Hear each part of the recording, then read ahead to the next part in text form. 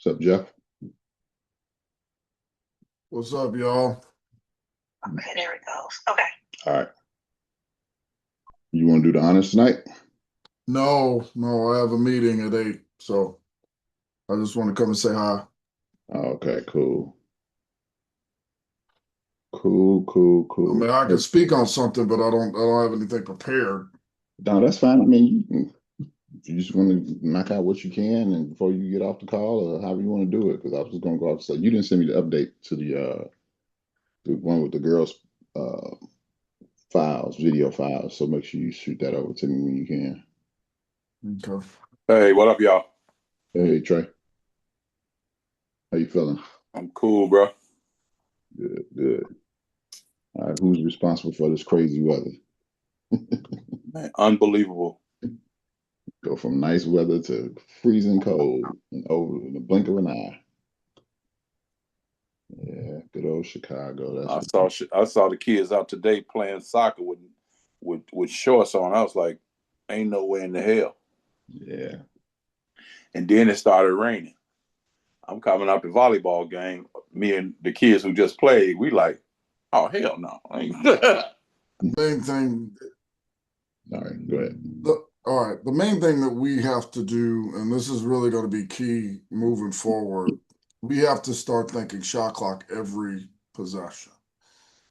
We have to start thinking about it every time we put the ball in play, every time the ball stopped, every time it has to become a habit with officials to do this up every situation. And I would even say this: if you think that you're not going to have shot clock games, you probably will have shot clock games. And what I mean by that is it's mandatory for varsity coming up and the postseason. So we know it's going to be at every level, but they're going to do it at sophomore games, a prelim game. They're going to do it at freshman games.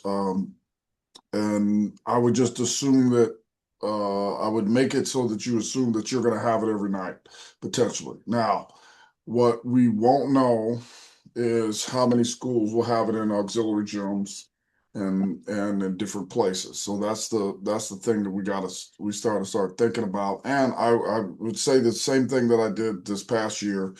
Don't be afraid to ask them, especially if you're doing a lower level game. Hey, do we have shot clock tonight?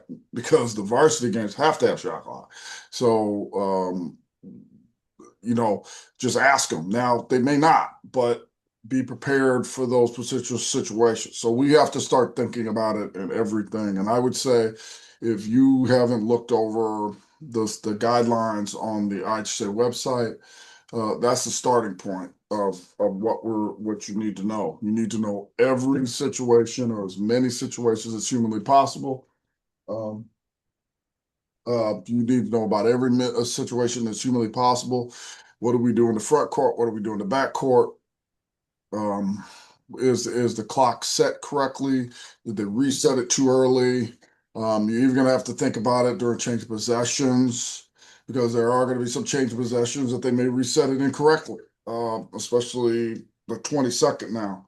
And really, to be honest with you, that's really where they kind of made this difficult with the 22nd because the 22nd has a lot of elements to it, and you have to know those elements. But I'll give you a couple things that are always, always, always. I hate to say always and never, but there's an always and never with some sort of shot clock. First off, we have to always look at the clock uh, when the ball's dead.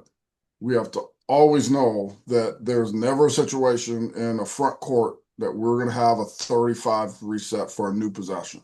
And if you don't know what I mean, anytime that we have a turnover or something and the ball's dead, we're going to do a throw in. If we have a throw in the front court, it will never be 35. Never, never, never. I can't think of one situation. Clarence, can you think of a situation? I'm still trying to figure out a situation. So if you know that, then that will help you. Um, Always know that, we could often have 35. Probably the only time we're going to have 35 is in the backcourt or a live ball steal. All live ball steals, too, are always, always, always 35 resets. So if you kind of take some of these things and say, okay, these are always the times, you can kind of figure out the other situations. Now, I will say this, and I don't, well, I'll say this out loud. I'll just say it out loud. The committee for the IHSA basketball committee met was it last Tuesday? I mean, a week ago Tuesday, and they made some changes that are going to be obvious. I think last year we did a 10-second counter. We were supposed to. A lot of officials did not because it made no sense. Now we're going by the shot clock. So that's another reason why we have to always know what the clock is, because if it's below 35, we have to know potentially when there could be a new 10-second violation or a new 10-second count. We weren't counting during dribbling. That's self-explanatory. Only when they hold in closely guarded. That rule did not change, but that's the National Federation standard. And then what, no 10-second count, whatever. What was the other thing that they changed, Clarence? Having a brain fart. Jeff, let me elaborate on it. Go ahead. There is a 10-second count, but it's only when the shot clock is off. So let's say we got 15 seconds left in the game. You still have a 10-second count, which we give. If we had a 10-second violation, we give the other team 5 seconds to score. If it's under 35, we are going to have a visible 10-second count. That is the only time that we're going to have that at the end of any quarter, any half, or in the game. The other thing, go ahead. The other thing to keep in mind, if it is 35 seconds on the shot clock and 40 seconds on the game clock, and a team calls a timeout during the time elapsing off the clock. Now we got from 20 seconds to 25 seconds. Now, if the ball goes in the backcourt, you have to start a count again. Everybody understands that? If you don't understand it, please elaborate. And the count, by the way, the count is not visual in that case, because we still have an active 10-second count and an active shot clock. We have an active shot clock. Right. When we have an active shot clock, we are not going to ever have a 10-second count as a result. Theoretically, because even if it's under 10 seconds, so say the shot clock, you have something at 9 or 8 and they throw it to the backcourt, we're not going to have a 10-second count then, because they either going to shoot the ball or the shot clock didn't expire. So if you kind of think of those absolutes, and maybe we need to come up with those absolutes. Maybe that's another thing we need to train on. Just talk about what the absolutes are with the shot clock. I think that you can figure out the rest. But just so we know, and then this is why I kind of want to mention this. Any new possession in the front court, brand new, is a 20-second to the offense. That's almost every situation. Any brand new possession in their backcourt is going to be a 35. And again, if there's something happened before where they were in possession and a violation took place, it doesn't necessarily reset. Now, if we have fouls and violations that are under 20 in the front court, it goes back to 20. If we have fouls and violations in the backcourt, it could potentially go back to 35 in the backcourt. So those are kind of some absolutes with those situations. But the thing is, we got to start thinking about this all the time, because now this is an element that is added.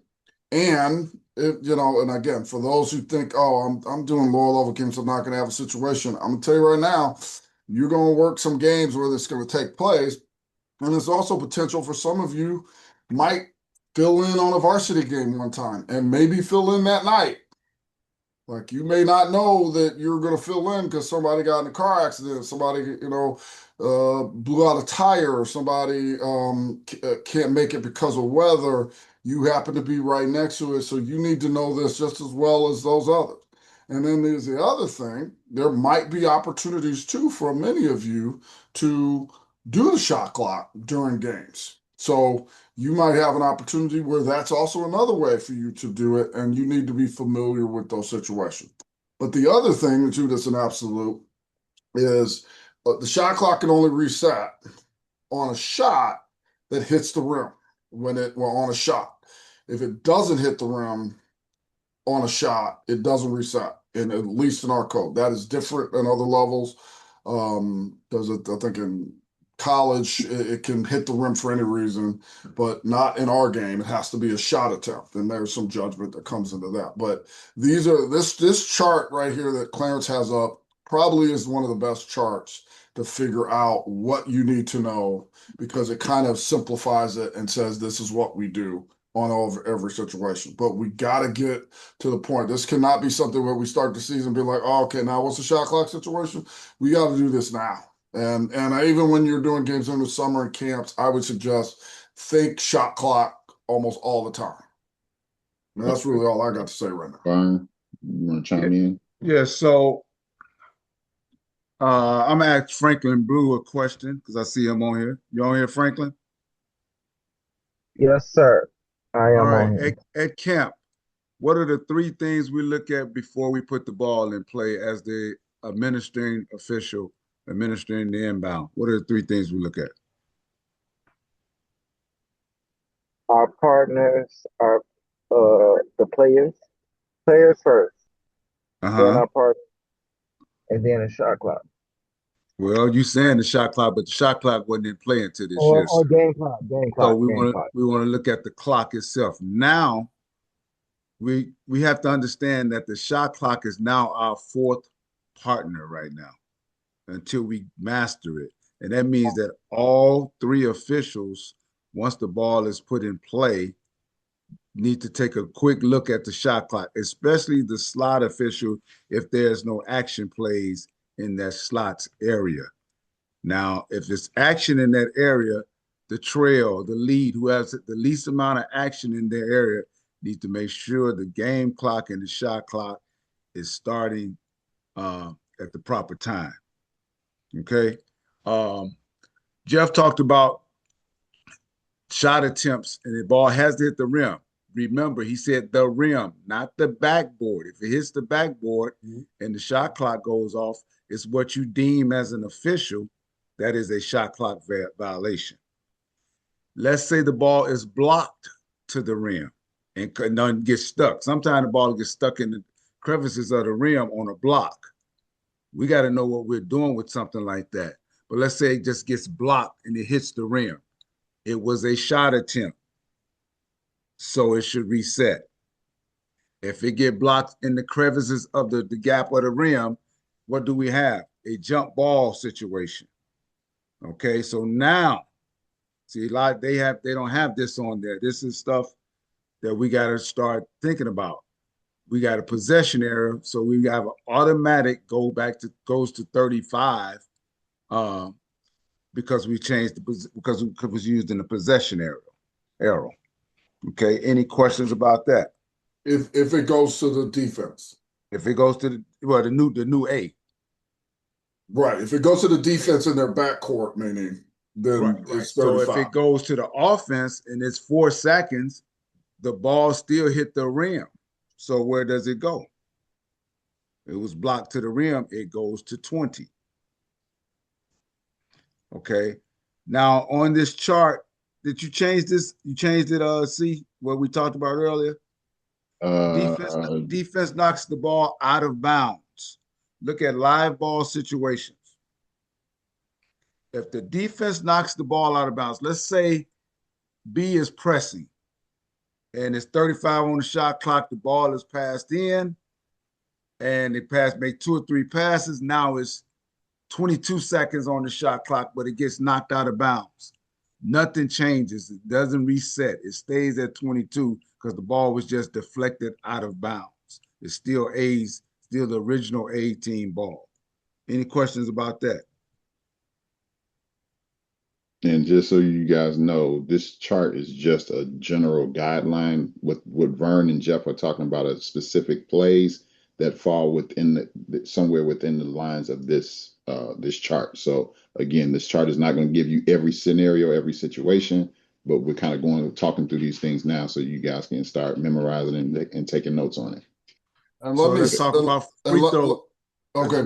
And Free Vern, throw situation. Yes. Vern, so just for clarification, because a lot of them probably don't know, A means offense and B means defense.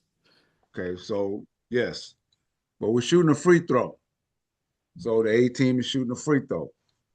The ball hits the rim. Defense gets it, it's 35. The ball hits the rim, and the team that shot the free throw and they missed the shot and they get the rebound, it goes to 20. Any And questions let about me that? and let me say this. That doesn't mean it resets just because it hits the rim. It resets when there's possession after a shot attempt. So if the ball hits the rim and they have now knocking the ball around for a couple seconds, which sometimes happens, then they finally get possession. That is when the shot clock should be reset. Oftentimes, you are going to have shot clock operators that are going to want to reset that the minute that it hits the rim. And they're going to be wrong, usually with a 20 or a 35 anyway. Most free throws should be a defensive rebounded, but those rare occasions that there's offensive rebounded, you got to make sure that they've reset it at the proper time. At the possession of the offense. This Right. same as with a steal. Let's say B1 is up top playing hard-nosed defense against A1. A1 has the ball, and he deflects it in the backcourt. Now we got a chase down for the ball. Both players are trying to chase the basketball. We let the shot clock continue to run until there's a possession. Like Jeff saying, a possession. So if the defense, the defense retains it, that was on the team that was on D, team B, we go to 35. If the offense retains it, it just continues to run. They don't get any extra time. Any questions about that one? It would behoove you to come to somebody's camp that's going over these shot clocks. And not just a in camp, person, not so you just can not just a you're camp, gonna but have also it. not right, exactly. So I was about to say you got to build these habits, and the only way to build these habits, like anything, the key to learning is repetition. So we just have to do be very intentional about being involved in trainings and meetings or what have you, where people are teaching about the shot clock, so that we can get more comfortable with it when we're on the floor. Go ahead, Brian. I know you probably had something else. Can we go over that last play, Brian? Which one, Trey? This The is one I just talked about? Just to yeah. So they playing defense up top. I just used at the top of the key, and B1 deflects it out of A1's hand, but he knocks it in the backcourt. Yeah. So either player can get the ball, correct? We wouldn't have a backcourt because the ball was touched by the defense last. So they're chasing the ball down to the far corner or what have you. Yep. If the defensive team gets the ball, they get 35 seconds. If the offensive team gets the ball, if it's 12 seconds on the shot clock, now it's 11, 10. It doesn't reset to 20. We can't fault the defense for playing good defense and then give the team 20 more seconds. Right. Okay. Right. The only thing that just tripped me up in that particular play, because it tripped me up in the game before, is like that's like a rare case where a team A gets 35 seconds in their front court because of that situation. Right. And that's high school. They get that amount of time because they haven't possessed the ball yet, but they stole the ball. If they'd have stole it on a regular steal, they got 35 seconds.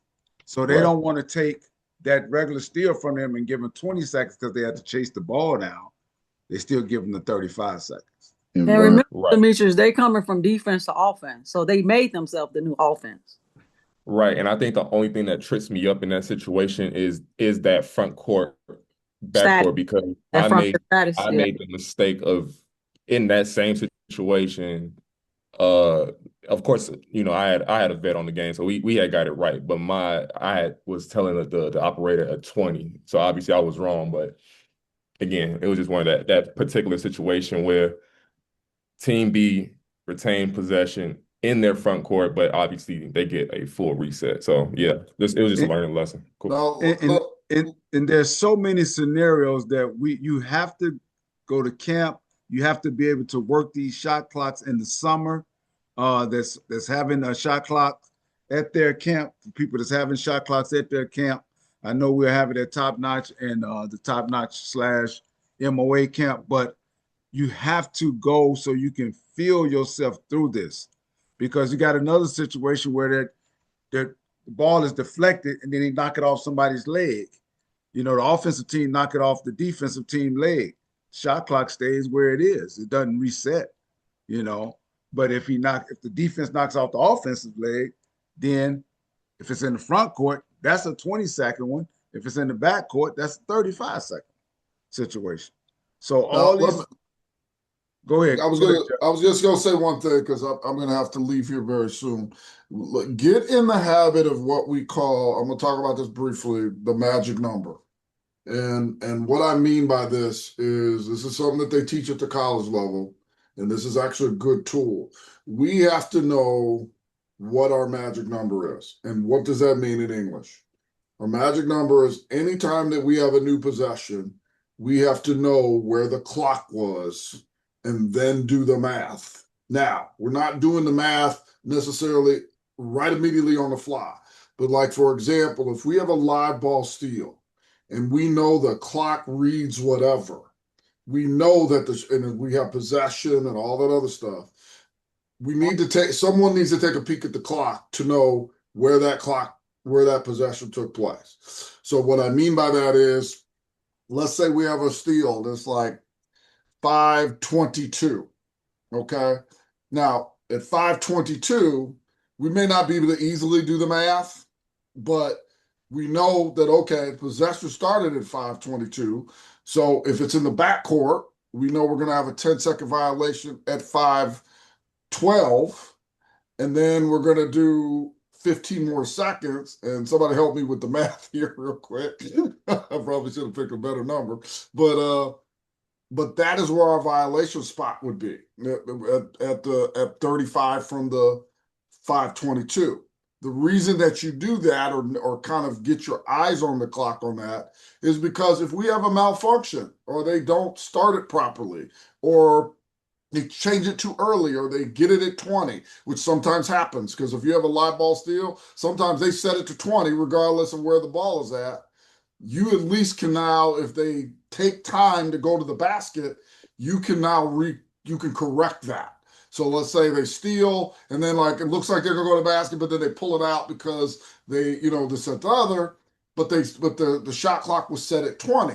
So you can figure out the time from where 5:22 was and be like, oh, okay, no, this is supposed to be reset to 35, and we can take the appropriate time off and then continue play. But right. You're gonna have to be knowledgeable of that. And what I mean by the magic number is this is the easiest way to do it. Just say the last two digits of that number. So 5:22, I'm doing 22. And I say it to myself out loud, 22. And what I do is 22 so that now I don't have to focus on the clock. I can focus on the play. And then if something happens and we got to stop the clock, we got to stop the game, and I look up and wait a minute, why is there 5 seconds on the shot clock? Well, okay, it's 5:22. This was the time, and I can figure out where to put the time at. It's a good tool, and it's also something that all of us should do. It's not just the calling official that is making that ruling. That's all I want to say. You muted, Brian. Brian, you muted. Trying to get on mute. Can you hear me now? Yes, sir. Don't rush to blow your whistle to start the shot clock when it's at 35 or 20. Don't rush to blow it. But when you have a situation where a team only has 3 seconds or 5 seconds or 8 seconds to get a shot off and they don't start that shot clock, then you got to get in tune to getting it done. The start of the game, people are not going to be really as quick and good at this, especially the start of the season. Let the table know that you're helping me out when you get this shot clock started. You're helping me out when you stop the shot clock at the right time.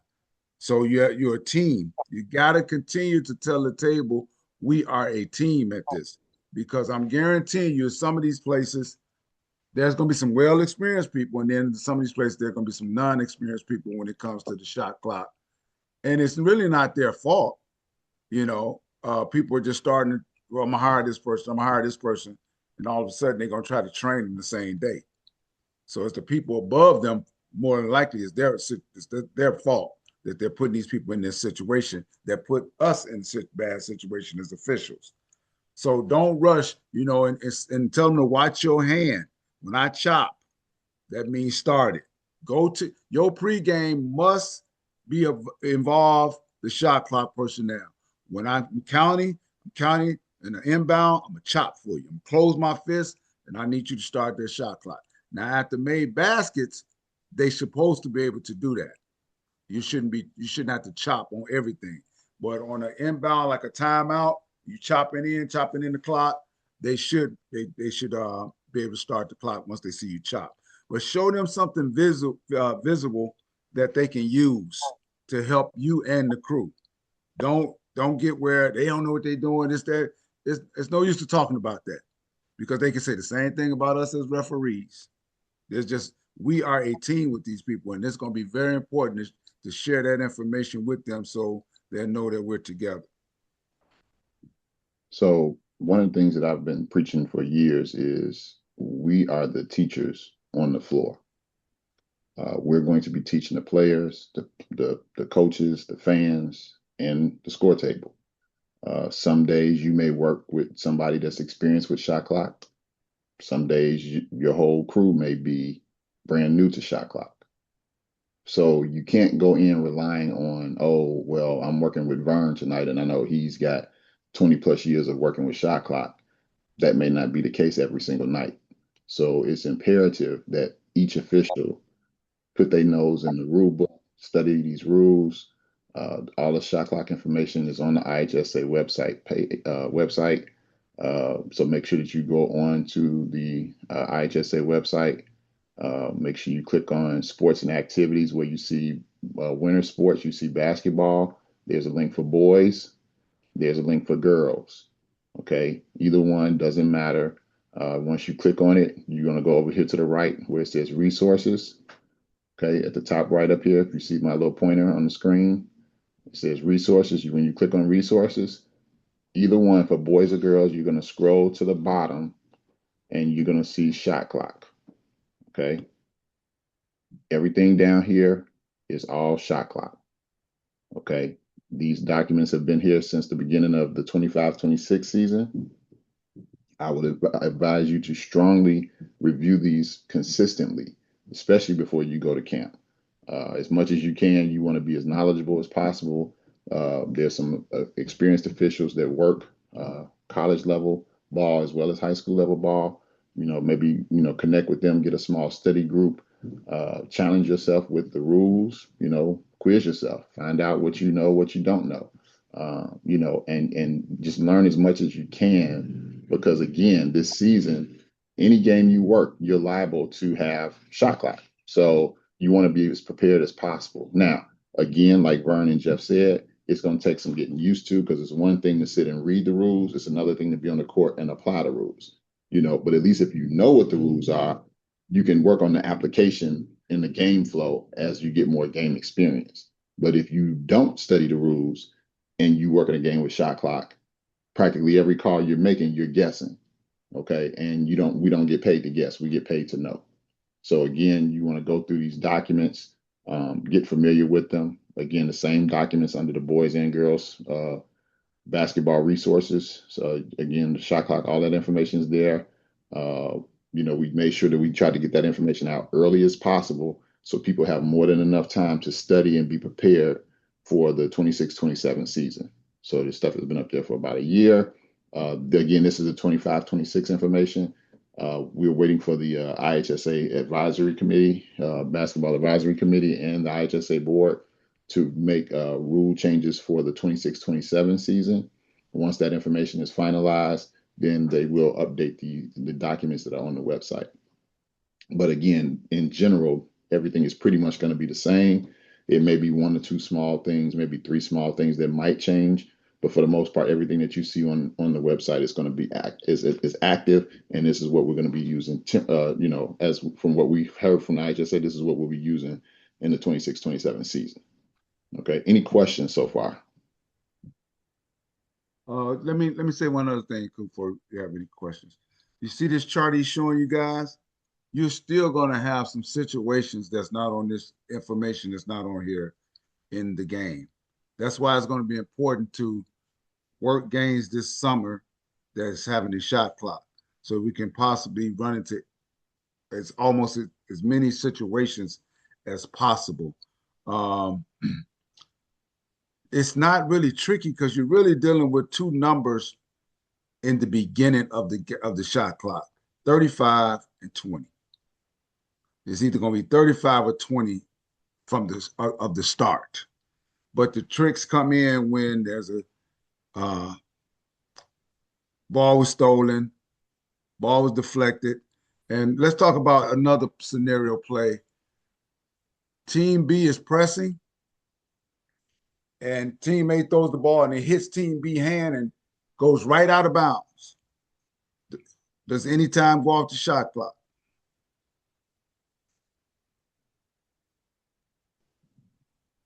That's the And it's question. okay to take a guess right now. It's okay. Yeah, It's okay. I want you to make the mistakes now so you can get it Who right. said yes? Who said yes? Me. Who was me? I mean, say your name. Demetrius. How you doing, sir?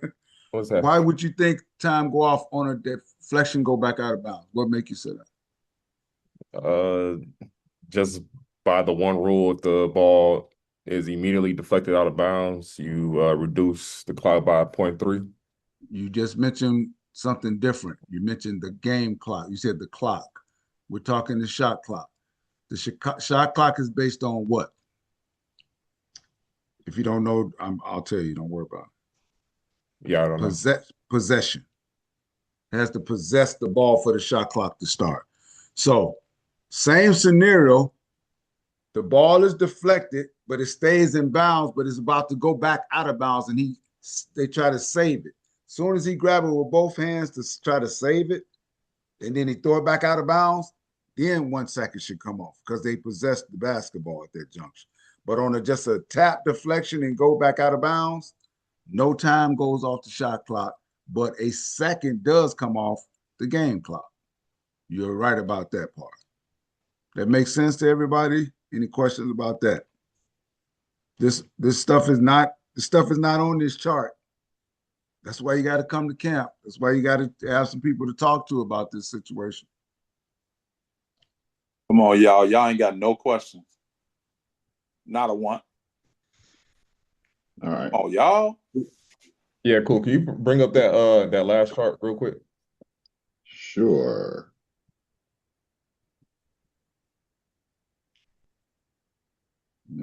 Here we go.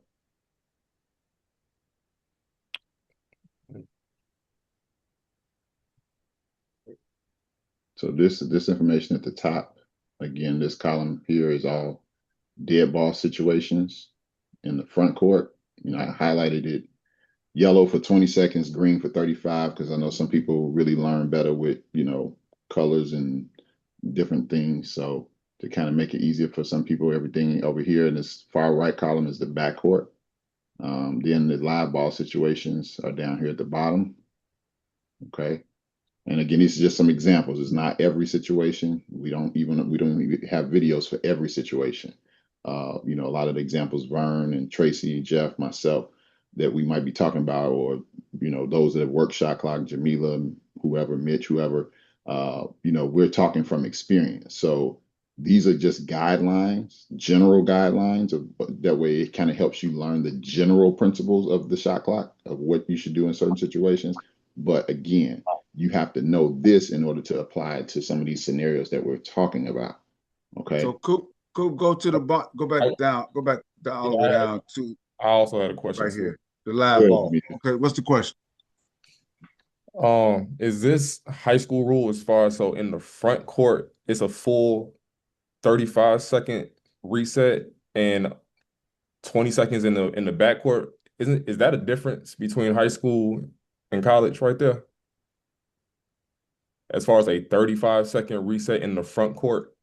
Which one? I don't know which one he's on. So the row. So the first chart. These are all go back. These are all 35-second resets in the front court. Read where you at. Which one are you talking about, Demetrius? On the left side, which column are you talking about? The kick, fist ball, the ball batted out of bounds, the timeout. The ball batted out of bounds. Okay, so if the ball's batted out of bounds by the defense in the front court, there would be no reset because the offensive team still has possession of the ball. So they get the time remaining on the shot clock. I see. Yeah, I see. Okay, it's flipped. All right. If it's in the backcourt, same thing, no reset, because the offensive team still gains possession of the ball because the defense hit the ball out of bounds. All right. If the offense bats the ball out of bounds, then we know that that's what? A turnover, right? Right. That means the defense gets the ball, so which means it's a 35-second reset. In their backcourt. In team new team A's backcourt. Right. I mean the front court. And the new front court. Right, in the new front court. Okay. And then if it's in the backcourt, then we're resetting it, because obviously you're just basically flipping the court opposite, if that makes any sense. Okay. And even after timeouts, okay. Again, let's say that the shot clock, team A inbounds the ball, shot clock start, it's going down from 35, it's moving down. Let's say it gets to, 23. Okay. Well, we know if it's at 23. Well, first of all, I'm sorry, let me take it back. Let's say if it's at 28, it gets down to 28. The coach calls a timeout because they realize it's getting closer to 25 seconds, which would be a 10-second backcourt violation. Okay. The team gets the timeout provided they still have timeouts, but the shot clock still remains at 28. It's important that we remind the scores, the shot clock operator, do not reset the shot clock. Okay. Think of a timeout almost like a free throw shooter that just got fouled and the team called a timeout. We're trying to remember who the free throw shooter number is. It's the same concept. When they call that timeout, we need to remember how much time is on that shot clock. Okay. Because that's the time when we put the ball back in play, we're starting at that time. But like we said earlier, now the team A gets a whole new 10-second count starting at 28. So now their 10-second backcourt violation number is 18 on the shot clock. Does that make sense? Go down to that one we talked about earlier, Coop, so I can go over that. All right, so look where it says defense knocks ball out of bounds, reset to 20. That is incorrect. So if the defense is playing defense and they knock the ball out of bounds, the shot clock stays wherever it is. If it's at 4 seconds, 12 seconds, 32 seconds if they're pressing. It was at 35 and they knock it out of bounds. As they're coming up the court, it stays at 32 seconds. If they get across half court, they knock it out of bounds. They're playing good defense, hand in the passing lane. At 15 seconds, it stays at 15 seconds. It does not reset to 20 seconds. Okay, it does not reset to 20 seconds. Anytime they're playing good defense, we're not going to fault the defense for playing good defense and giving the offense some more time on the shot clock and or game clock for that matter. Well, Vern, that's on a free throw. Where do you see free throw at on there somewhere? It's at the top right here. It says shot. No, it doesn't. The heading, it says shot, free throw that hits the rim. So it's talking about both of them, Jamil. Shot, free throw that hits the rim. Live ball situations. That ball didn't hit the rim. That is a ball, defensive knock ball out of bounds. That's where we are. Right. So we're still, what we're saying is it's still based under this concept. Right. It's still under that. Right. If it's still under a jump shot, or let's say if it's a jump shot and it doesn't hit the rim and the defense knocks the ball out of bounds, then what Vern is saying is no reset. I'm simply telling you that if the defense knocks the ball out of bounds, wherever the clock is, it stays. But it hit the rim first, Vern. If it hit the rim first, it goes to what? 20 seconds. If it's in the front court. But it has to be if it goes to 20 seconds, if the offense gets the ball. Right, but defense hit it out of bounds, so therefore offense going to get the ball. Right. Then we go to 20 seconds. What I am telling you, if the defense knocked the ball out of bounds after a live play, it stays where it is. Yeah, but I'm looking at that. I guess it's all how we look at stuff. It's our business. Yeah, it says live ball. That's a live ball situation. I'm playing defense on you and I knock the ball out of bounds at 22. You don't get nothing extra? No, I'm going by what the title of the literature is right here. That's what it's saying. Right. On shot free throw that hits the rim. Shot / free throw. So to me, it's saying shot and free throws. That's what shot / free throw means to me. either a shot or a free throw that hits the rim. It's going to reset if the right. And a live ball situation is up there too. Anytime there's a live ball situation and the ball is deflected out of bounds, the shot clock stays where it is. That's what I'm simply saying. Right. Again, this is just a chart. Again, it's not every scenario. You know. I mean, I know what you're saying. So you're saying, okay, it hits the rim. So Jamila. So look, wait. So I shoot the ball. Come off. They already reset it to 20. A little time come off at 19. And defense is out of bounds. Yes, it's gonna stay at 19 for the offense. Yeah. That's what Vernon's saying. Yeah. So I get that. But I'm just saying it's under that title. Right. Yeah. So I mean, what you're saying is making sense as well as what I'm saying. Right.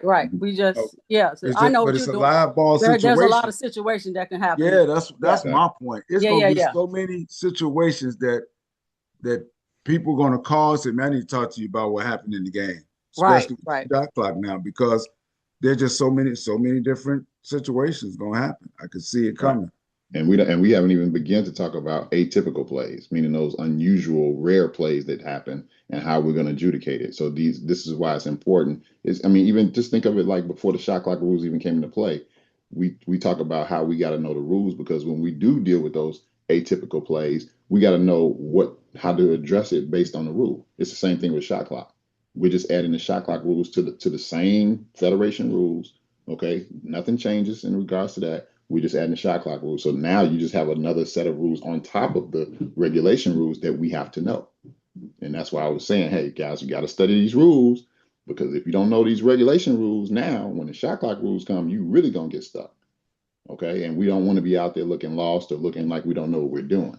Again, we know there's going to be a learning curve. People are going to make some mistakes in the games. You know, this is new for the players, the coaches, the officials, and the fans, for everybody involved in Illinois and practically every state that eventually switched over to shot clock. It's going to be a learning curve for everybody, you know, but we got to understand too, some of these coaches are still in the mindset of, I want to win. And they're not going to be thinking like, oh, well, you know, this is Jamila's first time working shot clock, so I'm going to be nice to her today. They're not thinking like that. They're thinking about winning, and they want you to get those calls right. So another situation to remember, and you have to immediately stop the game. Team shoots an air ball and they reset the shot clock. So now, once we identify it's an air ball, we're going to have to take a look up there, or even when the shot is taken, if you can get a good glance, if it's not on your side and you ain't really got an action play, you may have some players about to go into for rebounding. Oh, it's at 14. Boom. Oh, air ball. Oh, they reset it. Boop, boop, boop. Shot clock at 13. So you take a second off of there, put the shot clock at 13. Let's say they reset and it was at 1 and it's an air ball. Boop, boop. That's a shot clock violation. Okay. Blocks. They blocked the ball. You got to look up there real quick because they're going to reset it. It didn't touch the rim, it just got blocked. And you got to have some thought process going on in your mind. Okay, it's at 24. Boom, block. Okay, all right, we said 35. Okay, let's put it to 23 because the ball was blocked, so that man had to have time to go out of bounds, correct? So it should have been at least a second coming off of there. You know, but all this stuff is going to be processed. And take your time, and I mean, not going to get it all right over. It's not an overnight sensation with the shot clock. Right. They get it wrong in the NBA all the time. So, Tracy, if you can talk about the importance of, since we now have the shot clock, I know we always talk about the importance of our pregame, but with the shot clock, can you really kind of maybe go into a little more detail of, you know, what the pregame should be consist of when you're dealing with these shot clock plays? Hey, the thing about dealing with the shot clocks, Vern and I, we did a bunch of pro-am stuff. Everybody's responsible for the clock. Do not think that you're not responsible because you're the lead. You may not have no people in front of you in the new front court. You still have to be aware of the clock because you're part of a crew. The 3 things you need to know about being part of a crew. It is game, crew, me. game, crew, me. So you have to know what that clock is when you don't have nobody in front of you and you got the back. You're looking at the back of everyone because they're pressing. So everybody's responsible for the clock. Just because you don't have no people, don't think that you could not be paying attention to what's going on to the clock. Because if your partner has, he got a press, they got a press in the backcourt, man, he working on positioning and looking for fouls and all that kind of stuff. The C may be looking at something else, or if it's a two-person game, man, that's a lot to do. So you have to let your partner referees in that backcourt, and you have to watch that clock and watch people at the same time. That's the thing that's going to be the whole crux of everything. If you've never had a situation where you had to watch the clock, it's a situation out there that you're going to have to watch that clock and watch people. And if you're on a game with me and Vern, no, you're going to be on the island by yourself, but we're going to be a crew because we expect you to know the rules just as well as we do. And we're out there to help you to get along. And we're out there to be a crew at the same time. But make sure you understand that when you get on that floor, it is game, crew, me. Ralph, you're on this call. Answer this one question for me. You're inbounding the ball at the end line. You're going long. You handing A1 that ball to come in. How many times should you look at the clock before you get out that backcourt?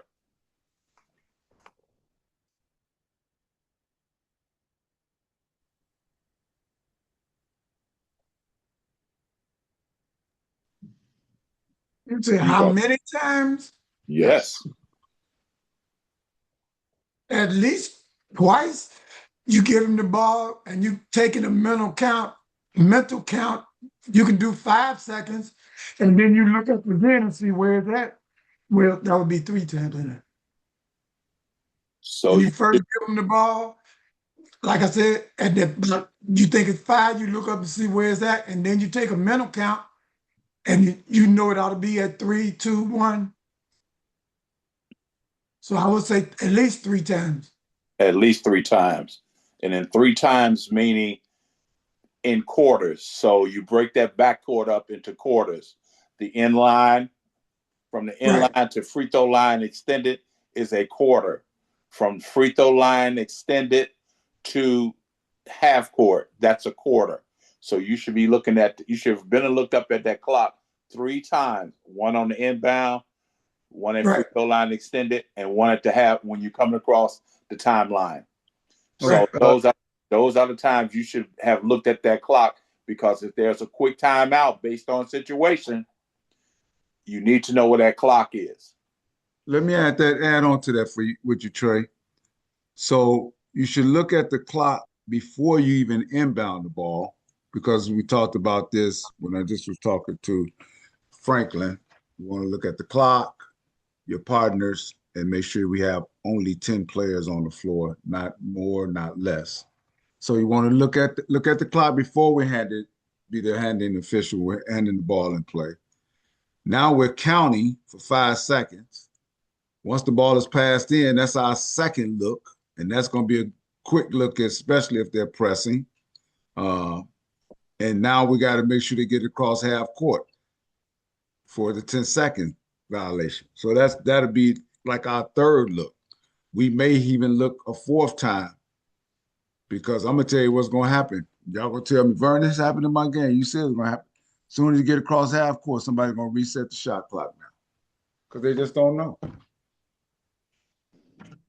Right. And then let me just give another point before I go through this presentation real quick. I would strongly encourage officials, if you get the opportunity, to physically sit behind the score table and work the shot clock. Work the shot clock. If you get that opportunity somewhere, work it. Work it as often as you can. Why? Because you're going to reiterate the rules in your own brain, in your own mind. Okay, that means that you're going to be able to officiate the game better when it's your turn to get on the floor, because you'll know when the shot clock should reset and when it shouldn't, or whatever the situation is, because you've had practice sitting at the table working the shot clock. Okay. So if you get a chance, wherever, it doesn't matter where you work the shot clock at, but try to work the shot clock, that way, or volunteer. In some cases you may just volunteer, say, okay, I'll do a game or two. That's fine. If you can get paid for it, get paid for it. But again, the more you work it, then when you physically get on the court to referee, I promise you it's going to help you understand the game a lot better, and you'll be able to keep up with the game a lot faster. Yeah, not saying you're going to be perfect, but again, at least you'll understand the game and be able to officiate the game using shot clock at game speed. Okay. So again, this is just the overview presentation. You'll probably see this presentation multiple times. Again, the more you see it, the more you hopefully can remember it and learn from it. But we're going to go through this real quick, and there are some actual plays in various scenarios to kind of some of the examples that Vern and Tracy and Jeff and myself were talking about, and Jamila. We'll look at some plays on here. All right. So let's go through here and just kind of look at this in detail. All right, this presentation is approved by the IHSA. There are some future changes that will come to this presentation, or to these shot clock rules for the 26-27 season. But again, as of now, this information is current. So we'll be going off of what's on the IHSA website until the 26-27 information is uploaded to the IHSA website. Okay. Again, the shot clock is mandatory for all regular season and postseason contests starting the 26-27 season. So that means from the preseason all the way through the state championship, they're going to be using the shot clock. Okay. So even if you're not working, and we talk about this all the time, this is a great opportunity to get out and go watch games. Go watch games that have shot clock. Okay. Watch, take notes, take a notepad and pen with you, a pencil, whatever. Jot down plays, jot down situations, get with your mentors, come back, talk about these things, because I guarantee you, if you see something happen in somebody else's game, at some point it may happen in your game. All right. And you just want to be prepared to know how to deal with those things. All right. So again, these are the basics. Again, all of our rules are coming from the National Federation. All states are pretty much have adopted the National Federation rules, and some states have certain modifications. These are the modifications that we have here in Illinois. All right. Bear with me 1 second here. All right. So shot clocks must be properly mounted on top of the backboards in the main gym. This is a National Federation rule. You may go to some gyms, and for whatever reason, maybe for financial reasons or whatever, some schools say, well, we didn't mount them to the backboards, we just got them on the wall. Well, we're waiting for the IHSA to give us clearance on what happens in that situation. I'm sure 9 times out of 10, they will probably tell the officials to write up a report so that they can be aware of the schools that do not have the shot clocks properly mounted on top of the backboards safely and security and unobstructed, meaning nothing can be in the way. Can't have no homecoming decorations or whatever on top of the shot clock, in front of the shot clock. It must be unobstructed. Okay. That is the rule. Okay. If it's not, make sure you let your assigners know, or write a special report to the IHSA so they can be aware. They will notify the schools that they need to be in compliance. I can tell you this much, that they are looking to implement a rule for schools that do not have the shot clock properly mounted in their main gym. They are strongly, let me put it this way, they are strongly looking to say that those schools cannot play their home games in their home gym. Okay, again, it's not official yet, but that's what I was told. That's strongly going to probably be recommended and voted on. Again, I'm waiting to find out what the final decision is from the IHSA board of directors. But if that happens, that can be, a conversation on a different level for the assigners and the schools and things like that. But my point is, if that rule is implemented, that means that some games won't be played at their home school. So let's say if I coach at CVS High School and our school doesn't have shot clocks properly mounted in our main gym on top of the backboards. By rule, according to the IHSA, if this gets passed and voted on, they will not be able to play their home games in their home gym. they will have to play their games in a gym that properly has the shot clocks mounted on the backboard. So they may have to play at the visiting gym. Again, waiting for a final decision on that, but that is a strong recommendation that the IHSA has on their table to vote on. But we will find out soon. And the other thing they told us, there will be a penalty of some sort. Right. There They will didn't give be a us penalty of details. some sort if you don't have the shot clocks in the proper place and in use. In the main gym. Now, your auxiliary gym, the schools that have, multiple gyms, you can mount it on the wall. Again, even if it's on the wall, it has to be unobstructed. It can't be, things in front of it or anything like that. It has to be visible. And if both shot clocks have to be working, if one is not working, then we shut the shot clocks off and we just go back to refereeing old school like we've been doing prior to shot clock, visible counts, using the federation rules like normal. Okay. All right. If there's an LED light, let me say this because I know some people get confused because they see things on TV and games and what have you. Remember, we must know by rule what constitutes the end of a quarter or end of a game, okay, or end of an overtime situation. All right. That is the zeros on the clock. Okay. That is not the LED light. It is not the horn. It is the zeros that dictate the horn being triggered electronically.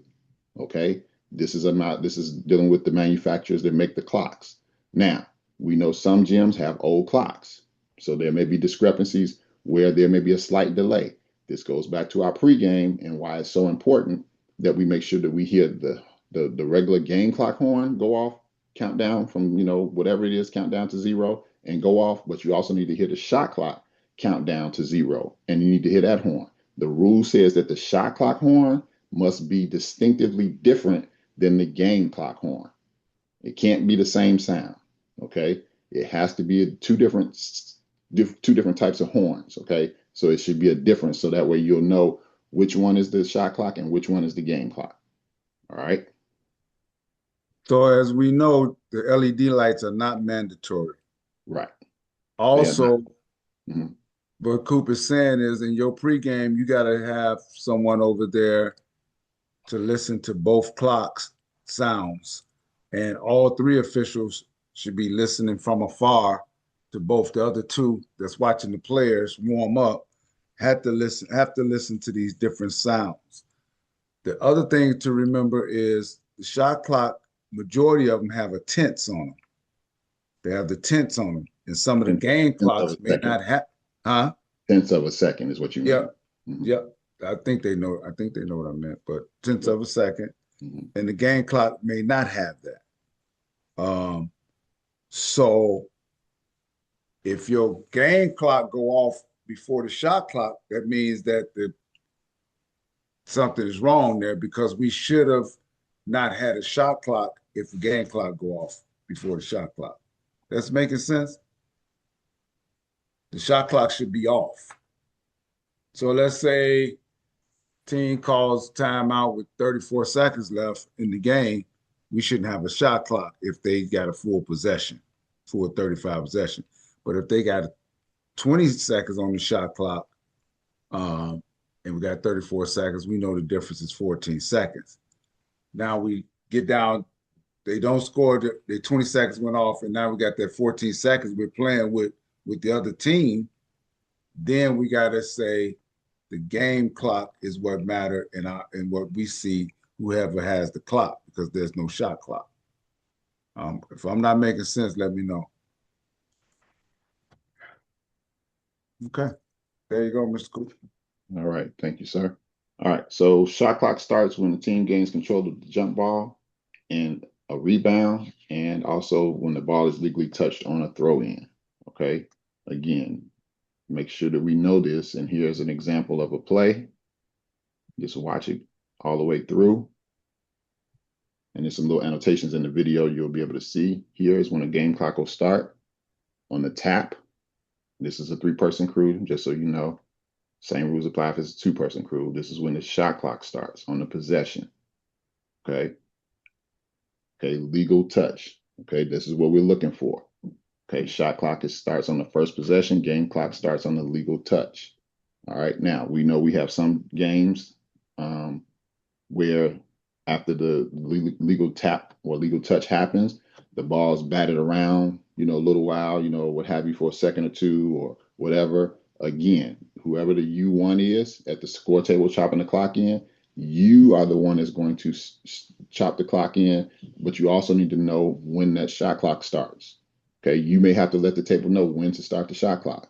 You may have to hit the horn to say, hey, beep, beep. I mean, you hit your whistle, beep, beep, beep, beep, because maybe they started the shot clock too soon or they started it too late. Okay, it's important that we know these things because this is starting the game off. We want to start the game off on the right foot. Okay, making sure we're doing everything the right way. All right. So again, the toss. Let me get a scenario with that. Game clock starts on the tap. Okay, and the possession starts the shot clock. So a scenario with that is this. Let's say nobody started the game, the shot clock, but the game clock took 10 seconds off of it and nobody identified it. Then all of a sudden, the official identified. How much time do we take off the shot clock? And nobody have taken the shot, team still possessing the ball. We want you guys to participate by answering the questions. So please answer. Explain that question one more time, Brian. Okay, so they just tipped it, right? And now he has possession. And the game clock started, but the shot clock didn't start. So let's say the game clock is at 7:50, but they haven't chucked a shot yet. They're just passing the ball around. Game clock goes to 7:50 and the shot clock is still at 35. How much time do you take off the shot clock? 10 seconds. 10 seconds, even though the tip starts the game clock and the possession starts the shot clock? 35. Who? What'd you say, Mike? 35. Is that 35? Nobody has possession, right? Nobody has possession, right? Yeah, now we got, so short again. He tipped it, game clock starts. Stop right there. Possession, shot clock starts. But they didn't start the shot clock. And he's dribbling up the court. And 7:50 is on the game clock when the referees identified that the shot clock hasn't been started. How much time goes off the shot clock?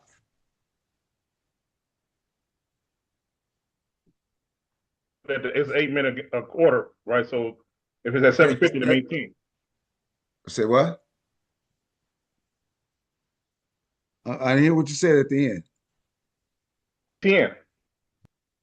11. Oh.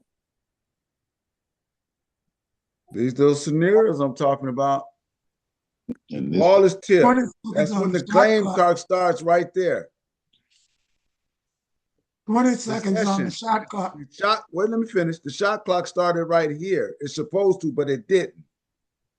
Now we get across half court, get into their front court, and the official identifies that the game clock is at 7:50, but the shot clock has not started. How much time comes off the shot clock? About 8 seconds. About or exactly. We can't tell them about how much time goes off. We got to tell them a number. So what number are we telling the shot clock operator to put on the clock? We tell them to take it down to 22 because it wouldn't be go back. It's 22 or 20. No, it's 35 second shot clock. It's 35. I'm sorry, it's 28. It's 35. I'm sorry, it's 35. So we got to tell them to take it to 33. No. 25. 33. She said 33. 10 seconds went off. Slow down. Think about it, y'all. 10 seconds went off the game clock. You were right in the first. Your first answer was correct, but then you got the wrong amount of time. It should go to 7:50. It should go to 7:58. I'm sorry. The game clock. Slow down. Just slow down. You got to think about this stuff. Slow down, because all this gonna happen, and your crew gonna get together, and y'all just got to slow down and just get the play right. So what I'm saying now, what's the time, Elisa? Because you were right there. It should be 33. 33. No.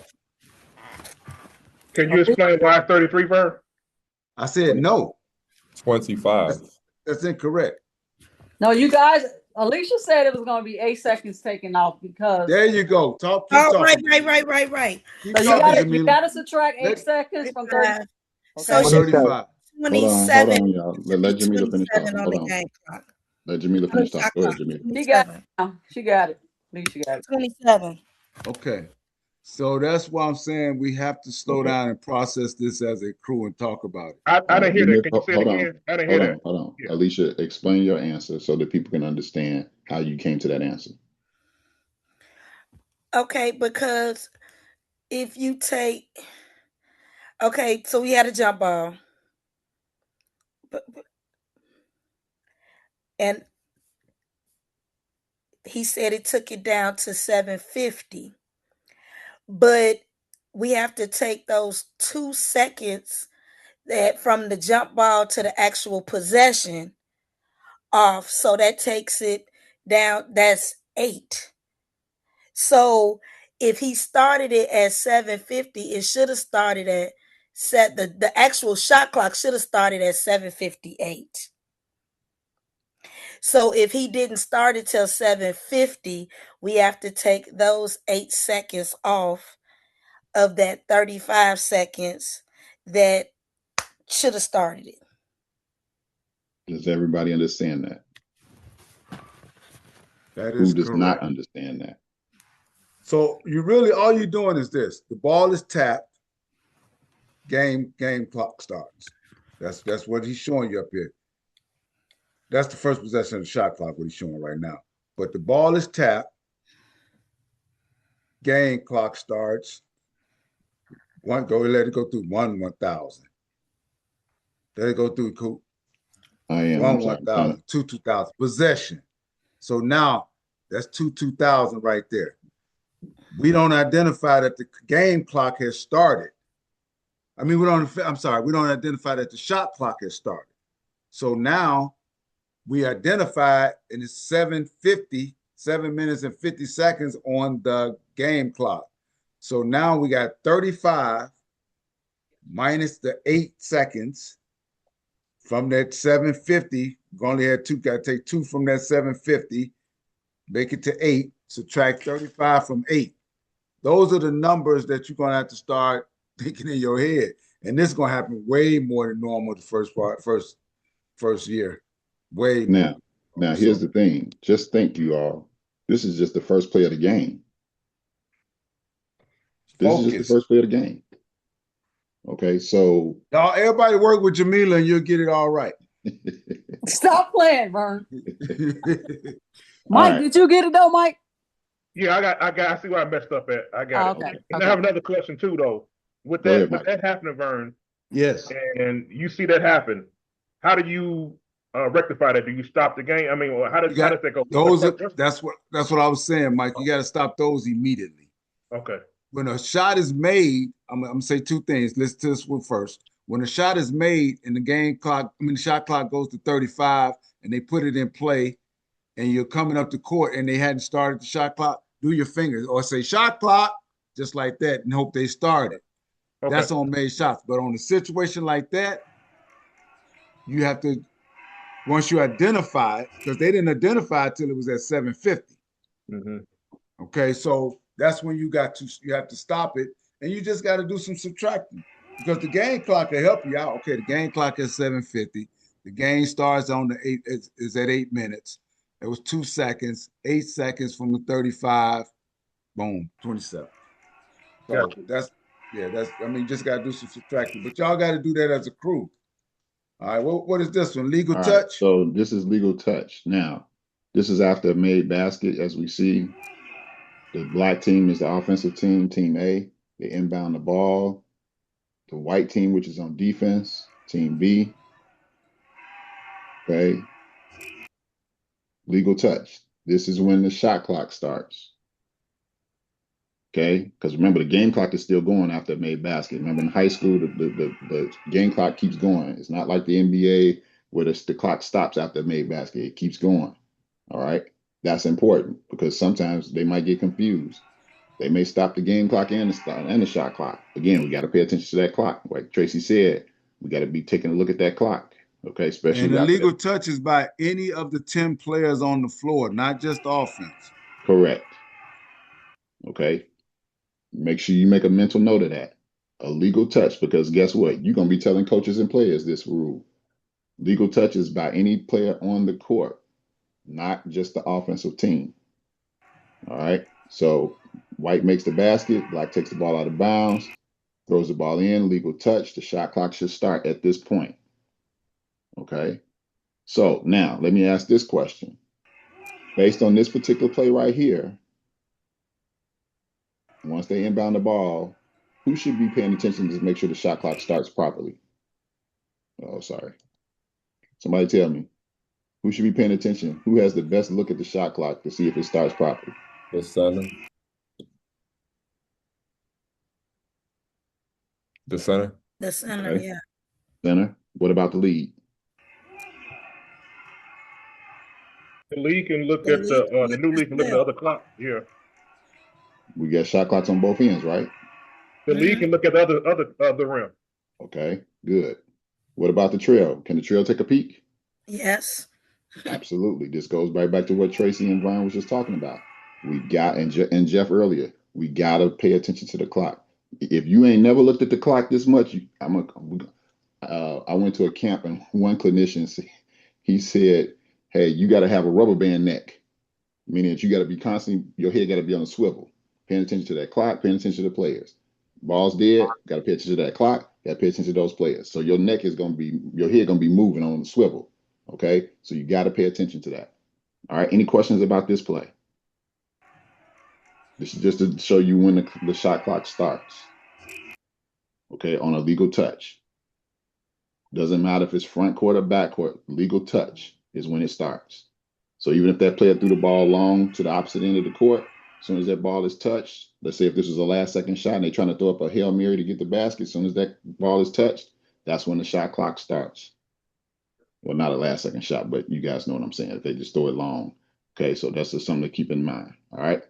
Let's look at some shot clock reset scenarios. Okay, we got 3 scenarios we need to pay attention to. All right. Shot clock resets at 35 seconds. Shot clock resets to 20 seconds, or there will not be a shot clock reset. So that's kind of going back to the chart we was looking at earlier. Okay, these are the only 3 scenarios that we're dealing with when we're dealing with shot clock. If it's resetting to 35, if it's resetting to 20, or there's no reset at all. Okay, so let's start with the 35-second resets. Okay, here are the resets. These are the situations where we would be looking to have a 35-second reset. Change of team possession, defensive foul in the backcourt, free throws. Stop right there. Stop right there, Coop. As soon as you have a 2-shot foul, or because we don't shoot 1-and-1 any longer. As soon as you have a 2-shot foul, the shot clock should be at 35 seconds. It shouldn't be at 20. Before you administer those free throws, your shot clock should be at 35 seconds. That's why it says 35-second reset. Guarantee you that even in college this happens. They'll put the shot clock at 20. Mm-hmm. Now, it has to be at 35. If it hits the rim and offense get the ball, then they can put it at 20. All right. But so it has to be at 35. Using that example, let's just say using that example, A goes to the basket for a layup or what have you, they get fouled. We deem it to be a 2-shot foul. The shot clock, and I'm telling you this now, the shot clock stays right where it's at. Whatever number it is, it stays there until after the official reports the foul at the table. Okay? Once the official reports the foul at the table and they give the signal for 2 shots or 3 shots or whatever it is, how many free throws we're shooting, then we're going to reset the shot clock. Okay? To 35. To 35. Not 20. Why is that important? Why are they not doing it right away? Because, well, remember, they're not supposed to do anything at that scores table. They're not supposed to write a foul down. They're not supposed to change the shot clock until we report, because they may be looking at it one way or seeing something from their perspective may not be what we might be reporting. So we want to make sure that we report whatever we have, whatever our facts are. We're reporting the fouls on white 23, illegal use of hands. We're shooting 2 shots. Once you turn around and you give the signal to your partners for 2 shots or 3 shots or whatever it may be, then you should be looking at that shot clock and making sure that the table resets that shot clock before the free throw shooter gets the ball. That's the key. Treat it like it's a substitution. The subs cannot come in until after the first free throw. Treat the shot clock the same way. After reporting, then you signal to your partners 2 shots. The shot clock should be at 35. All right. Here's a live ball steal by the defense in the backcourt. I'm sorry, 27 seconds should be on a throw in on this play. The trail is counting the 5-second throw in count. Okay. And we have a live ball steal. At this point, Black has possession. We reset the shot clock. Now, let me say this, and let me pause this for a second before I continue this play. Here's another tool. You see this official here, who's the trail? Yes, he's watching the players. But if, let's say, for example, this may be you, and you realize that they did not reset the shot clock. As you're running by the table, you may have to give them a signal to reset that shot clock to 35. Or you let them know, 35, shot clock 35, shot clock 35. Whatever it is you need to say to get their attention to reset it to 35, you may have to do that. Okay? That's just a little tip that you want to keep in your back pocket. Because, again, we want to try to prevent as many delayed games or delayed whistles from game interrupters of stopping it every time we got to make a correction to the shot clock. Okay. And again, give the operator time because this is new to them, so they got to figure it out. So it's a learning curve for them as well. All right. But in this case, we have a live ball turnover or steal in this case. Black gets the ball, 35-second reset. Okay. Make sure again as we're going down court, everybody's responsible for the shot clock. Now we have another steal. Okay. So now it went from 35, 34, now it went right back to 35 as soon as White got the steal in the backcourt. Okay, it can happen just that fast. Okay, so who's ever at that table has to really be paying attention. But more importantly, we have to be paying attention because we want to make sure that we're not penalizing teams, by not putting the appropriate amount of time on the shot clock. There will be times where the ball is going to go through the goal. And they're going to reset the shot clock, and the player hadn't even taken the ball out of bounds yet. Hadn't even gotten out of bounds to take the ball out of bounds. Correct. The ball has to be, the shot clock has to start on the touch of an inbound player. We got to keep that in mind as well, because now we look up there and they started too soon, and the team is pressing, and now we got a 10-second, which was only 6 seconds or 7 seconds. Because the shot clock had already started. All right. What's a good practice for a scorekeeper to start to reset that shot clock after a basket like that? Just hold and freeze until the ball is passed in. You hold it. Right. And then once the ball is on a touch, possession by a player that's inbound, possessed by the player that's inbound, then you start it. Well, but you're going to just have the shot clock personnel, whoever working shot clock, gonna have to really concentrate. That is only time you ain't concentrating on the shot clock when there's no shot clock. Other than that, you're gonna have to concentrate. Yep. Can't be on your phone, can't be talking to your girlfriend or your boyfriend and having sidebar conversations at the table or talking to the fans. They gotta really be locked in because again, just that one play. How we just had 2 live ball turnovers in a matter of a second or half a second. These are things that they got to pay attention to. Okay. Also, you want to remind them during your pregame to pay attention to the official that's, even if it's after a dead ball play where we got our hand up and we're counting, or even if it's after a made basket and we're just counting the 5-second count. Okay. Again, once that ball is live, we should be, inbounding that ball. Then that's when we need to let them know. Then you may have to let them know, start the clock. Okay. Or whatever the case may be. Again, it could be a 2-person crew or a 3-person crew. They have to pay attention to the officials because they're an extension of the officiating crew, but they also have to pay attention to the flow of the game. Okay, because again, that's how they're going to learn is by watching the flow of the game. So this is the last thing. This last thing I'm gonna leave you all with. I gotta get out of here. The last 2 minutes and the last minute and a half of your halftime, going into halftime, and the last 2 minutes of your ball game, you're gonna have to go over there and talk to your table in a courtesy manner, and say, I'm going to really need your help here. With the shot clock, especially on close games, on close ball games, but you're going to have to really talk them and have them concentrating, and may have to reiterate some of the things that you're going to do. I'm going to chop for you, let you know when to start it. Make sure if it's an air ball or if it's a block, we're just going to, let it run. If they knock it out, hit it out of bounds, let's stop it immediately.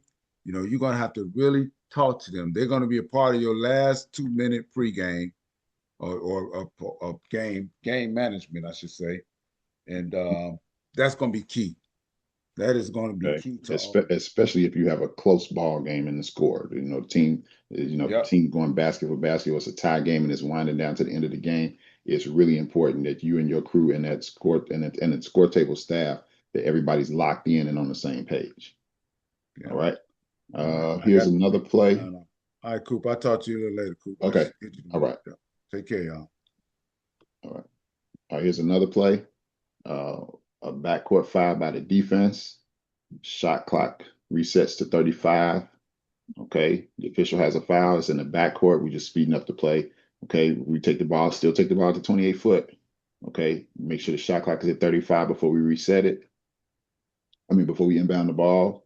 Okay. It's again, new 10-second count. Okay. This is a new 10-second count now. Okay. I'm going to play that again. All right.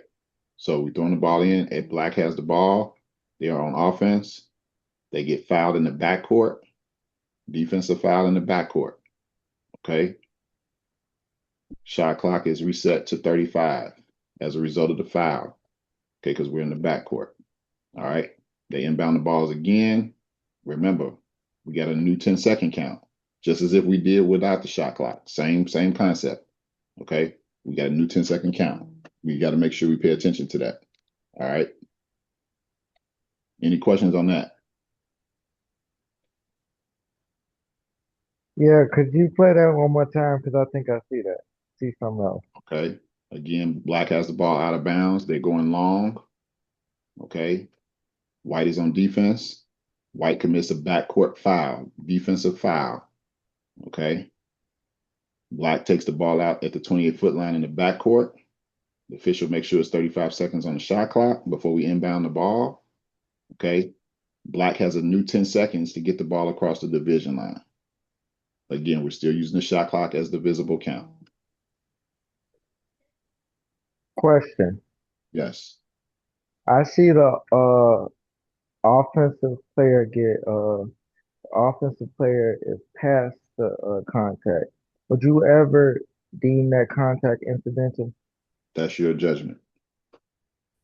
That's your judgment. In some cases, if you think that the player can still keep control of the ball and you're trying to let them play through contact, yes, you just pass on the call if you feel that. If you feel that that's a foul and it puts the offensive player at a disadvantage, then we call it. Nothing changes in that regard. We still refereeing advantage, disadvantage when it comes to fouls. That doesn't change with the shot clock. Okay. But great question. All right. Next play. All right, we're shooting free throws here. Shot clock should be set to 35 for all free throw situations. Okay. All right. So again, let me go back to the beginning. All right. I think the trail reported the foul already. I'm assuming he did. Okay. But again, we set the shot clock to 35 before the lead gives the ball to the free throw shooter. All right. We must make sure all officials on the crew, 2-person, 3-person, make sure that the shot clock is at 35 before we get the ball to the free throw shooter. That is our responsibility. Okay. It's primarily the trail. Who's ever the trail, that's your responsibility because you just reported to the score table.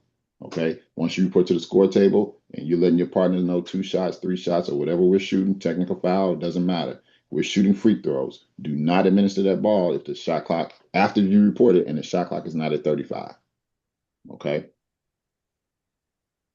Put that clock at 35 before we shoot those free throws. All right. Hey, Clarence, go back for 1 second, please. Yes, sir. Please go back. Shoot that free throw. Okay, this is a 2-shot free throw, if I remember correctly. It is. Last free throw is fine. We can get through to the last free throw. Okay.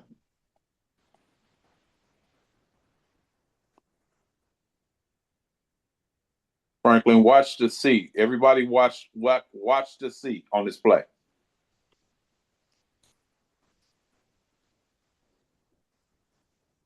What did he do? Watch the C.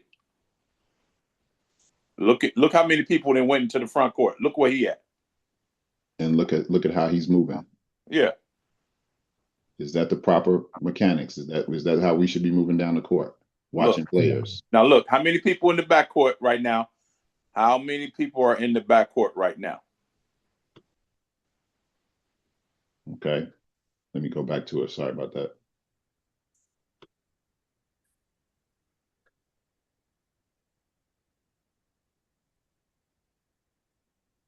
Is it enough people for him to be with his back to the new front court? Is it enough people for him? And you're looking at what he's looking at. Is it enough people for him to be looking where he's looking? Nope. Bad mechanics. Remember, the tape don't lie. Video don't lie.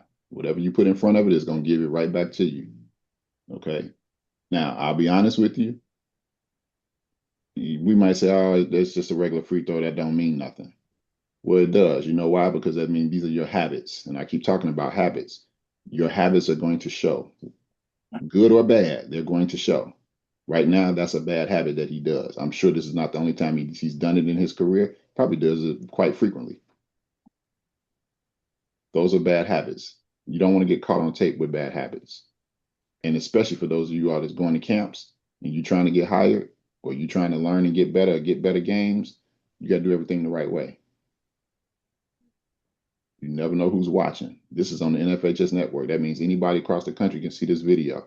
What if a signer say, oh, okay, I'm looking, this is John Doe, and I'm trying to see, somebody said he's a good official, and I'm looking at this. And if he did this on just a basic free throw, that means that's letting me know that he's not going to be locked in maybe when the game gets tight. Now look, all them people, the referee, the trail got the ball handler, and the ball coming in bounds. Trail could work that play. Look at all them people running into the new front court. Look at all them people running into the new front court. Come on, man. And these are the little things that they pay attention to when you're trying to get hired or you're trying to work higher level games. These are the little things that these assigners and these clinicians at the high school and college level, these are little things they look at.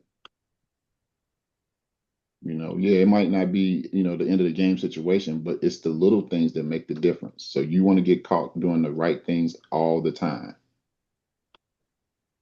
All right. Next play, technical foul given. Okay. Shot clock at 35 and the ball is put at the division line. Okay. Taunting technical foul, black 3. Referee gives the technical foul. Okay. Report your foul. Same rotations, 3-person, 2-person, whatever it is. Switching, all that stuff is the same. Nothing changes with the shot clock rules. Okay. We're speeding it up. Shoot the technical foul free throws. Okay. Another bad habit, and a lot of officials do this. Look at the trail. Watch what the trail does here. Okay. Who's watching the players at the division line? Only because he's talking to that one player. That one player came to talk to him. He was facing the free throw shooter. Okay. Got to pay attention. Little things make the difference. Okay. And you can always leave your partner down there to serve up 2 free throws. You can stand at the division line and making sure you watching players. And don't have them stand together. Split them up.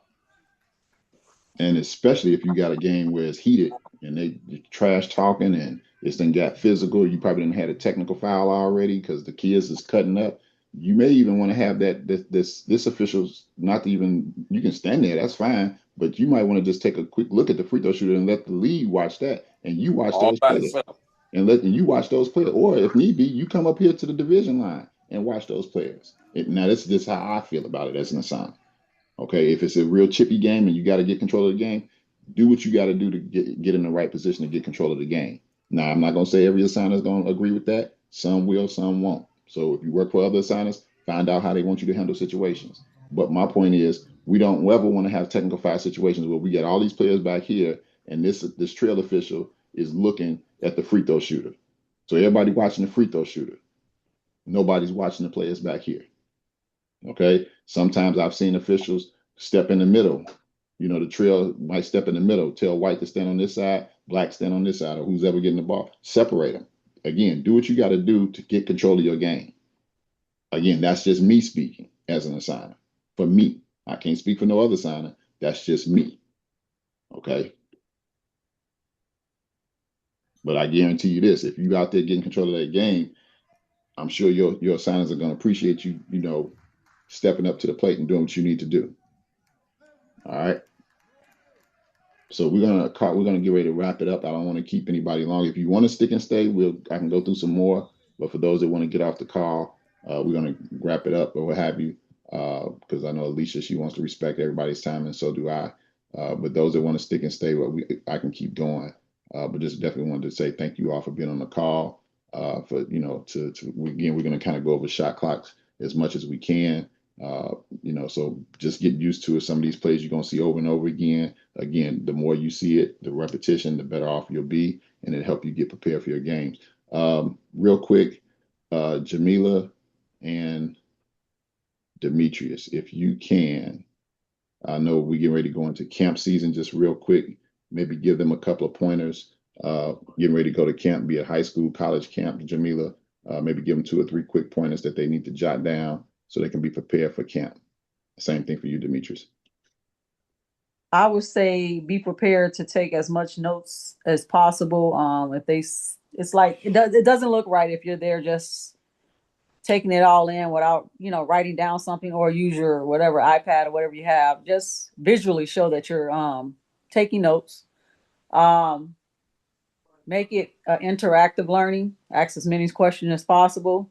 So I know with me, I have to, ask a question and then go over something if I see it, because I think I'm a visual learner.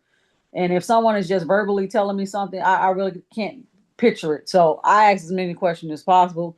And sometimes they feel it's like, impeding on their teaching process. But for me, that's how I learn. So how you learn is how you interact with your teacher.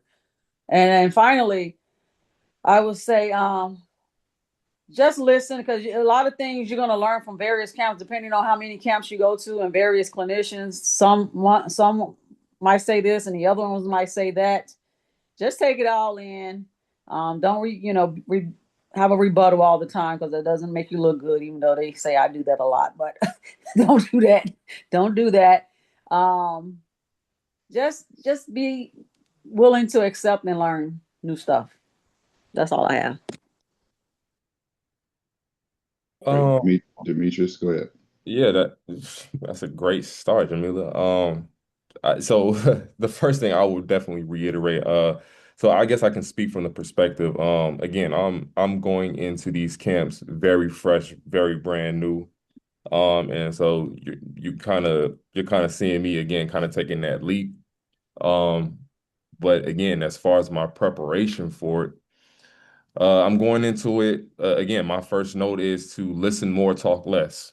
That's going to be my first concept. I think that's the number one lesson I've been learning from all of my mentors. And that's those of you that's on this call, is listen more, talk less, and especially going into these college camps. That's going to be one of my principles. I think beyond that is, again, where's your self-initiative?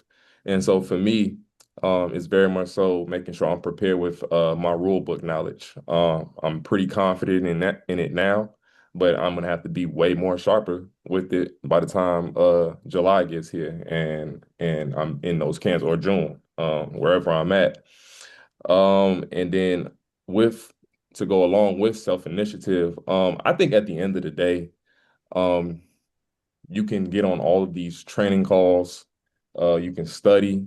You can get in the rule book, have all the conversations you need, have all the mentors you need talk to you. At the end of the day, you have to perform. And I think for me, that's kind of, again, that's kind of just talking on myself. That's where I shine. I love to perform when I'm on the court. And all of my mentors know that about me at this point. And so again, do all of the studying, take in all of the knowledge that you can. But once it's time for you to go to camp, it is time for you to perform. Period, point blank. So you can only bring what you know at that point in time. So that's where I'll land that plane. Awesome. And I want to add one other thing, Clarence, when Demetrius said that when you go to camps, you're going to be a little nervous, especially if you guys are really new to officiating or first or second, third year. And new to the shot clock. You know how you guys, not to say bring that type of style of AAU officiating, but when you're comfortable around people and you're doing that and you're loud on the court, you're verbally talking to coaches, you're verbally talking to players, they want to see that. Like when I went to my college camp, I was so afraid that I was so quiet. They didn't even know how I was officiating because they, if I'm at home in Chicago and I'm at a game here, I'm loud. I'm talking to coaches. I'm talking to players. Let's line them up. Let's do this. Let's do that. I'm officiating, but when you get in a different atmosphere, you kind of get scared. You taken aback. Just be yourself. Be yourself. Officiate how you know how. Like Demetrius said, he said when he get on the floor, he just flourish. Do that on all types of levels of camp. Be yourself on the court so they can know how you officiate. They really love that when you take control of the floor. And that's just not for high school camp. I mean, for college camps, that's for high school camps too. Get out there and do your thing. Even if you do work for CPS, if you work for another assigner, a high school assigner, or elementary assigner, whoever, we still want to see growth. We want to see you look better than what you did last year. Your rules knowledge is better. Your mechanics are better. You hustling up and down the floor. You dropped a few pounds, whatever it may be. You want to be better because I guarantee you, and I know Jamila and Demetrius can attest to this. When you go to these camps, these clinicians, these assigners, they got notes on what you did last year. They're going to talk about but last year you did this. Okay, let's see if they made any improvements. Okay, they're paying attention. We pay attention to those things. Okay? I'm glad Clarence said that because I don't know if you guys know me that I wear goggles when I officiate. So when I went to a D1 camp, the assigner, which is Patty, she was like, "Do you have to wear those goggles?" I said, "Yes, I can't see a thing." She said, "Have you tried contact lens?" I said, "I tried. I'm terrified of contact lenses. I can't even take them out." She said, "Okay, I understand." She said, "But can you get something that's clear?" So I was like, "Okay, I sure can." So this year, I came in with some clear goggles, and she noticed. She remembered exactly what she told me, and she said, "I like that." And I was just amazed. So yeah, Clarence is absolutely right. They remember everything. All right. So don't think that they're not paying attention because trust me, they pay attention. All right. So with that being said, again, I don't want to hold you guys any longer for those that want to get off the call, but I want to pass it over to Alicia. You got any announcements, any information you want to share with everybody before we let them go? I just want to thank everybody for attending the call tonight and reminding everyone tomorrow is the day to renew your licenses. So please make sure that you get those licenses renewed because you won't be able to work without them. And you don't want to have to pay the late penalty fee. And is it still like a discount when you do it early or no? Yes. It's I think it's actually a 75 tomorrow. Okay. They went up this year $5. So it's 75 tomorrow. And then it's through Arbiter.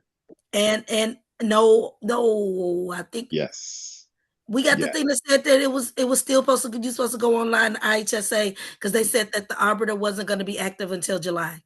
Read your email, Coop. Oh, okay. Well then, whatever it's they still said. Supposed to go to IHSA.org tomorrow because they said I guess they didn't launch it yet, so it won't officially be launched until July, and in July everything will be moved over. So everybody should go to IHSA tomorrow. Well, I sent out the email to those that are in the CPS super group. So you have the email, follow the directions in the email. It'll tell you what to do. Everything's on the IHSA website. Again, make sure you get that taken care of. Do not wait till the last minute. Okay. Anything else, Alicia? That'll be all. Thank you all. Good night. I'll stick and stay if anybody want to, go through some more plays or whatever. But for the rest of you, I don't want to get off. Thank you so much for being here. Again, we'll be back next week. Invite a friend, invite a neighbor. We want to get as many people to come and join the officiating community as we can. All right. So thank you guys, and we'll call it a night. Good night.